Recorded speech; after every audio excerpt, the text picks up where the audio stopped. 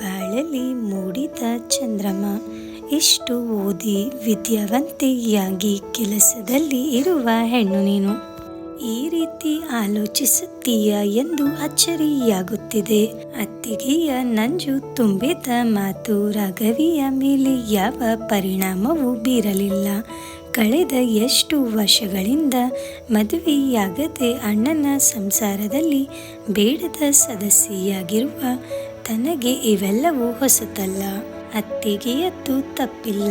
ತನ್ನ ಸಂಸಾರ ಎಂದರೆ ತಾನು, ಗಂಡ ಹಾಗೂ ಮಕ್ಕಳು ಎಂದು ಎಲ್ಲ ಹೆಣ್ಣು ಮಕ್ಕಳು ಬಯಸುವುದು ಸಹಜ. ಅಪ್ಪನ ಆಸ್ತಿ ಪಾಲಾಗಬಾರದು ಎಂದು ಯೋಚಿಸಿಯೇ ಅಥವಾ ತಂಗಿಯ ಮೇಲಿನ ಪ್ರೀತಿಯೋ ಗೊತ್ತಿಲ್ಲ, ಅಣ್ಣ ತನ್ನನ್ನು ಬೇರೆ ಮನೆ ಮಾಡಲು ಬಿಟ್ಟಿಲ್ಲ. ತಾನು ಸಹ ಕೆಲಸದ ನಿಮಿತ್ತ ಜಾಸ್ತಿ ಮನೆಯಲ್ಲಿ ಇರುವುದಿಲ್ಲ. ಅಣ್ಣನ ಸಂಸಾರ, ಸಿನಿಮಾ, ಶಾಪಿಂಗ್ ಅಥವಾ ತಿರುಗಾಡಲು ಹೊರಟಾಗ ತಾನು ಆದಷ್ಟು ತಪ್ಪಿಸಿಕೊಳ್ಳುತ್ತೇನೆ. ಅತ್ತಿಗೆಗೆ ಕೆಲಸ ಹೊರೆ ಆಗಬಾರದು ಎಂದು ಮನೆಯಲ್ಲಿ ಅಡುಗೆ ಮಾಡಲು, ಮೇಲ್ವಿಚಾರಣೆ ಮಾಡಲು ಒಬ್ಬಾಕೆ ಇದ್ದಾರೆ. ಜೊತೆಗೆ ಮನೆ ಕೆಲಸದ ಹುಡುಗಿ ಕೂಡ. ಅವರಿಬ್ಬರಿಗೂ ಸಂಬಳ ಕೊಡುತ್ತಿರುವುದು ತಾನೇ. ಆದರೂ ಅವಳಿಗೆ ಸಿಡಿಮಿಡಿ. ನಾದನಿ ಎಂದೆಂದಿಗೂ ತಮ್ಮ ಸಂಸಾರದ ಮುಳ್ಳು ಎಂದು ಅವಳ ಭಾವನೆ. ಈ ದಿನ ಕೂಡ ತನ್ನ ಸಹೋದರ ಸೊಸೆ ಅಂದರೆ ಅಣ್ಣ ಮತ್ತು ಅತ್ತಿಗೆಯ ಮಗಳು ಮಾನ್ವಿ ಹೋಳಿ ಪಾರ್ಟಿಗೆ ಹೋಗುತ್ತೇನೆ ಎಂದಾಗ ತಾನು ಬೇಡ ಅಂದಿದ್ದೆ. ಅಪ್ಪ ಅಮ್ಮ ಒಪ್ಪಿದ ಮೇಲೆ ನಿನ್ನದೇನು ಅತ್ತೆ ಎಂದು ಸಹಜವಾಗಿಯೇ ಕೇಳಿದ್ದಳು ಮಾನ್ವಿ.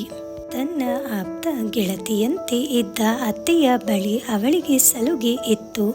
ಯಾರೂ ಗೊತ್ತಿಲ್ಲದವರು ಮಾಡುವ ಪಾರ್ಟಿ, ಊರಾಚೆ ಇರುವ ಜಾಗದಲ್ಲಿ ಬೇರೆ, 1000 ತೆತ್ತು ಹೋಗಲೇಬೇಕಾ? ಅಷ್ಟು ಆಸೆ ಇದ್ದರೆ ಮನೆಯ ಹತ್ತಿರ ಅಥವಾ ಗೆಳತಿಯರ ಮನೆಯಲ್ಲಿ ಆಡಬಹುದು ಅಲ್ಲವಾ? ತನ್ನ ಮಾತಿಗೆ ಮಾನ್ವಿ ಸುಮ್ಮನೆ ಎದ್ದು ಹೋದಳು. ಆದರೆ ಅತ್ತಿಗೆಯ ಮುಖ ಕೋಪದಿಂದ ಕೆಂಪಾಗಿತ್ತು.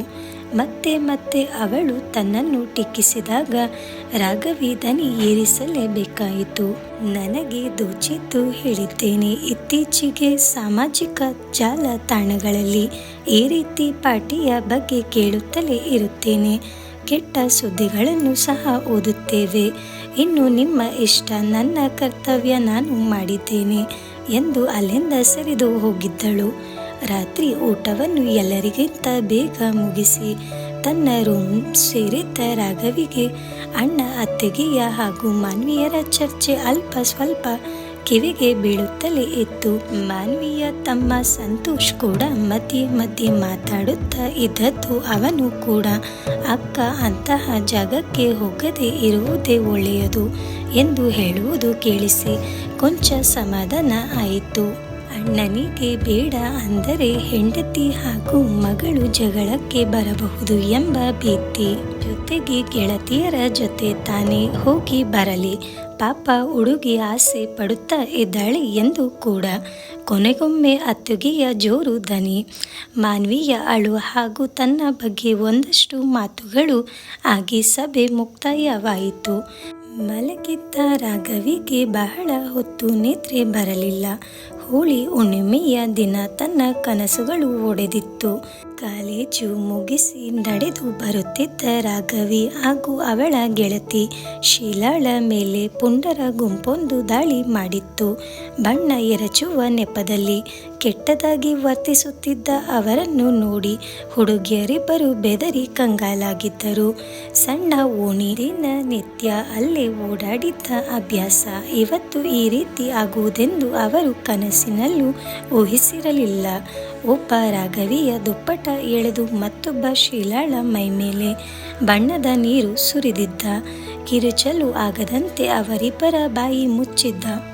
ಅಷ್ಟರಲ್ಲಿ ಬಂದಿತ್ತು ಪೊಲೀಸ್ ವಾಹನ.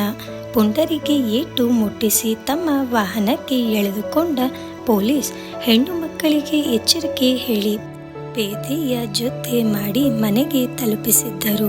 ಶೀಲಾ ಕೊಂಚ ದಿನ ಸಪ್ಪಗೆ ಇದ್ದು ಆಮೇಲೆ ಸರಿ ಹೋಗಿದ್ದಳು. ಆದರೆ ರಾಘವಿ ಮಾನಸಿಕವಾಗಿ ಗಾಯಗೊಂಡು ಮೂಲೆ ಸೇರಿದ್ದಳು. ಊಟ, ನಿದ್ರೆ, ಓದು ಯಾವುದರಲ್ಲೂ ಆಸಕ್ತಿ ಇಲ್ಲದೆ ಸೂರು ನೋಡುತ್ತಾ ಮಲಗಿದ್ದ ಅವಳನ್ನು ಸರಿ ಮಾಡಲು ಮನೆಯವರೆಲ್ಲ ಸಾಕಷ್ಟು ಹೆಣಗಾಡಿದ್ದರು. 1-2 ವರುಷ ಮನೆ ಬಿಟ್ಟು ಒಬ್ಬಳೇ ಹೋಗುತ್ತಲೇ ಇರದ ರಾಘವಿ ಕ್ರಮೇಣ ಮಾಮೂಲಿ ಮನುಷ್ಯಳಾದರೂ ಓದಿ ಕೆಲಸಕ್ಕೆ ಸೇರಿದರೂ ಮನದ ಮೂಲೆಯಲ್ಲಿ ಇದ್ದ ಭಯ ಮಾಯವಾಗಲಿಲ್ಲ. ಅಣ್ಣನ ಮದುವೆ ಮಾಡಿ ನನಗೆ ಮದುವೆ ಬೇಡವೇ ಬೇಡ ಎಂದು ಕುಳಿತ ಅವಳನ್ನು ಒಪ್ಪಿಸಿ ಮಹೇಶನ ಜೊತೆ ನಿಶ್ಚಿತಾರ್ಥ ಮಾಡಿದ್ದರು.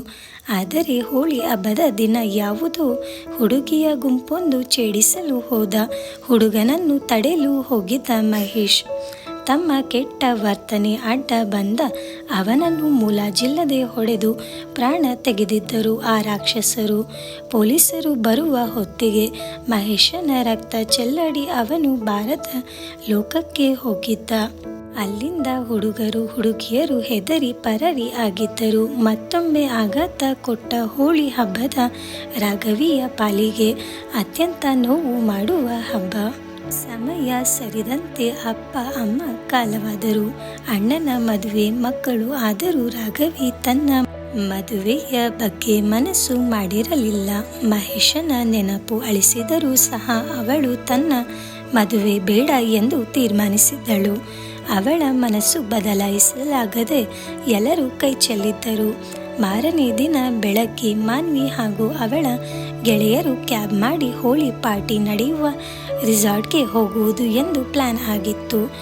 ರಾಘವಿಯ ಮನಸ್ಸು ಬೇಡ ಬೇಡ ಎಂದು ಚೀರಾಡುತ್ತಾ ಇದ್ದರೂ ಅವಳು ಮಾತನಾಡದೆ ಸುಮ್ಮನಿದ್ದಳು. ಅವಳ ಮೌನ ಅತ್ತೆಗೆ ಹಾಗೂ ಮಾನ್ವಿಗೆ ಅಚ್ಚರಿ ಉಂಟು ಮಾಡಿತ್ತು. ಯಾವುದೇ ಆವೇಶ, ಕೋಪ ತೋರದೆ ಅವಳು ತನ್ನ ಪಾಡಿಗೆ ತಾನು ಇದ್ದದ್ದು ಆರಾಮಾಗಿ ಊಟ ಮುಗಿಸಿ ಮಲಗಿದ್ದು ಅವಳಿಗೆ ನಿರಾಳ ಎನಿಸಿತು. ಮರುದಿನ ರಾಘವಿ ಎದ್ದಾಗ ಎಲ್ಲರೂ ನಡುಮನೆಯಲ್ಲಿ ಸೇರಿದ್ದರು.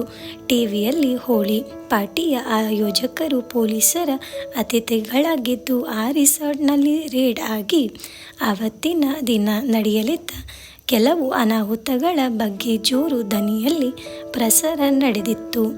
ಮಾನ್ವಿ ಹಾಗೂ ಅತ್ತೆಗೆ ಮಾನ್ವಿಗೆ ಕಣ್ಣಿನಲ್ಲೇ ಧನ್ಯವಾದ ಸೂಚಿಸಿ ಅವಳನ್ನು ಅಪ್ಪಿದ್ದರು. ಒಬ್ಬ ಅಜ್ಞಾತ ಕರೆಯಿಂದ ಈ ಹೋಳಿ ಉತ್ಸವದ ಬಗ್ಗೆ ತಿಳಿಯಿತು.